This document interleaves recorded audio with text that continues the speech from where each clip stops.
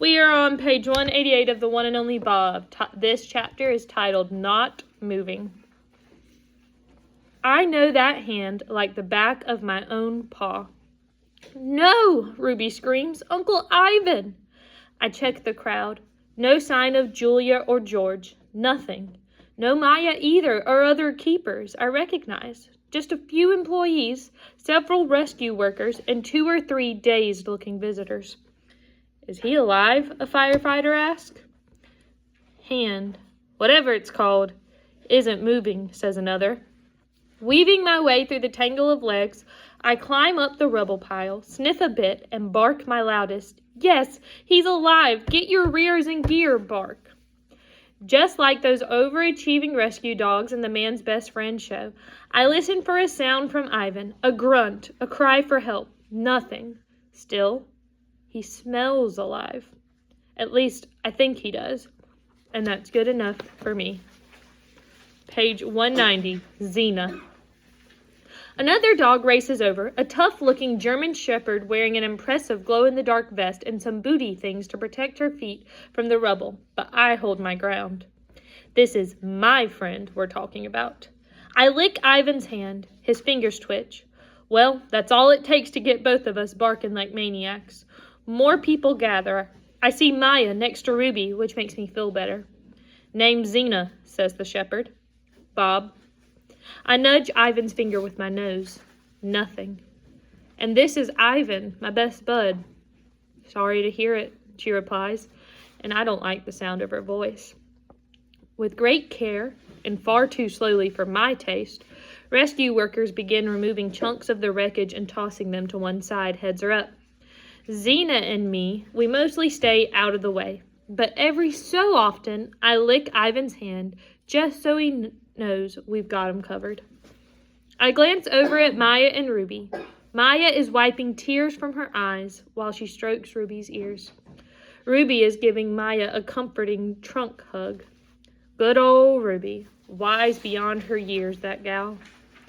I check the crowd again. Still no sign of Julia or George, and that's when a sickening thought hits me like a bite to the belly.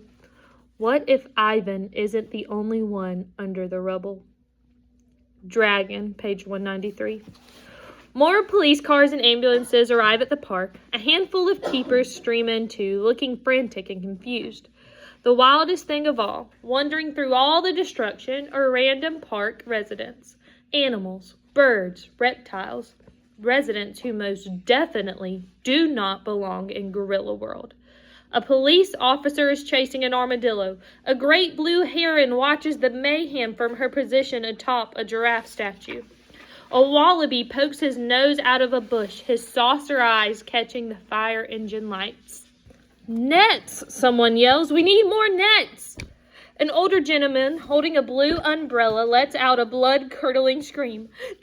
Dragon, he cries. I swear to you, I just saw a baby dragon. Sir, says a keeper named Malik, no worries. That's actually a Gila monster. His name is Gilligan. A paramedic raises his hand. They have, venom, don't they? They say a healthy adult won't die from it, Malik shrugs. Although, they'll be in some serious pain. Wonderful, the paramedic mutters. Does the paramedic mean it's actually wonderful? What is the vocab word that could describe what he's using that starts with the I? He's being what? Eli? He's being ironic. I glance over my shoulder to see Sarah running towards Maya. Who is Sarah? Sarah is whose mom? Caden? Julia's mom. So Sarah's here. She's running towards Maya. 195, top of that page. I can't hear her words, but I can definitely see the worry in her eyes. Xena's ears tip forward. They're getting the cutters in the jaws of life. Jaws? I repeat. Don't like the sound of that. Spread's metal. They're probably getting close. Come on, we need to get out of the way. I ain't going anywhere. I hear you, she says, and I can tell from the weary sound of her voice that she's had this conversation before. Heads are up. But the best thing for Ivan right now is to let the humans do their thing. I think about it, figure she's right. I give his fingers one last lick. They don't move.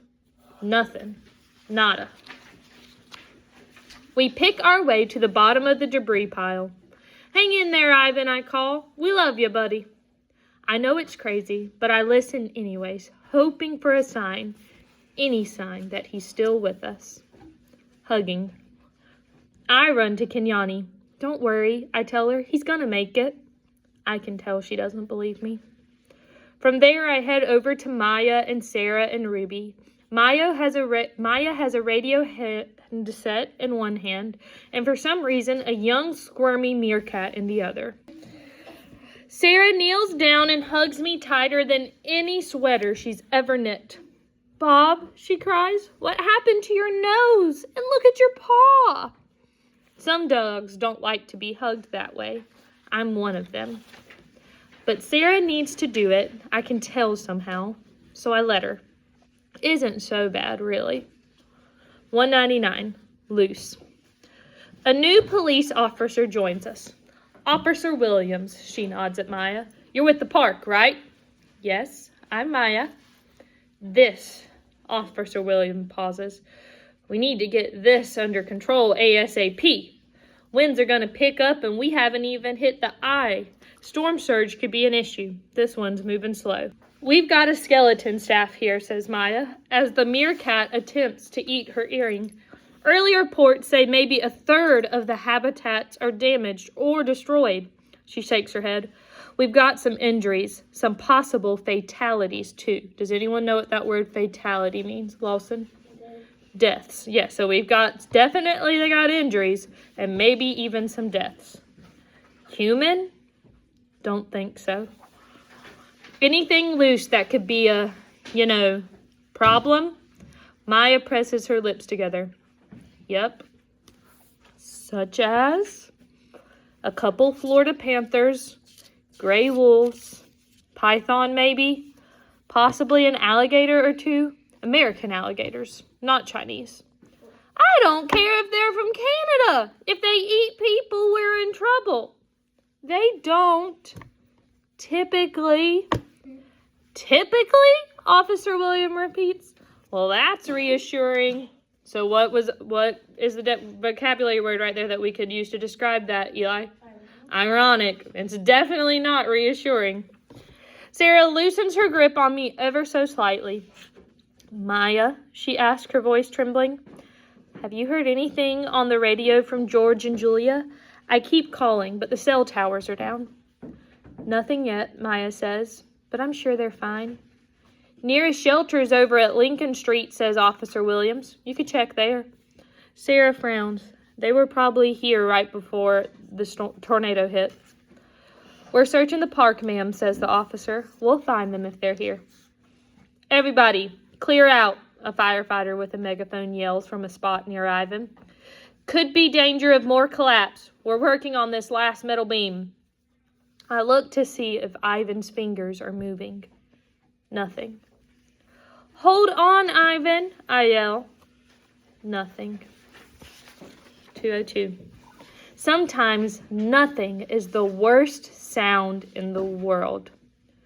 Ruby lets out a little elephant cry, and then I realize maybe that's the worst sound in the world. CPR, page 203. The wind dies down to a whisper, as if the world is holding its breath along with the rest of us.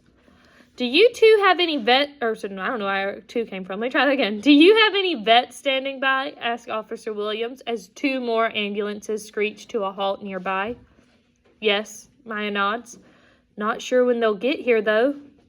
Officer Williams waves down an ambulance crew member. You ever give CPR to a gorilla? Primate's primate, I guess, he says, but he doesn't look too sure. What's going on? We're waiting on equipment, but we're stretched pretty thin. Lots of structural damage on the north side of town, says Officer Williams. They're going to get a chain on that last beam and try pulling it free with one of the cars. Somebody under there? Gorilla, we think. Not sure what else or who else. I look at all the cement, all the wood and metal. Nobody could survive that. Not even a silverback gorilla with the strength of 8 men. And yet, Ivan's fingers moved, and then they didn't. Several minutes pass. The rain slows a bit along with the wind. The crowd watches as 3 firefighters attach a long chain to a metal beam next to Ivan, then hook it to a tow bar on the rear of a police car. "Back up, folks," calls the megaphone guy. "Farther." The chain clanks. The car growls. The wheels squeal, grinding, groaning. What text feature?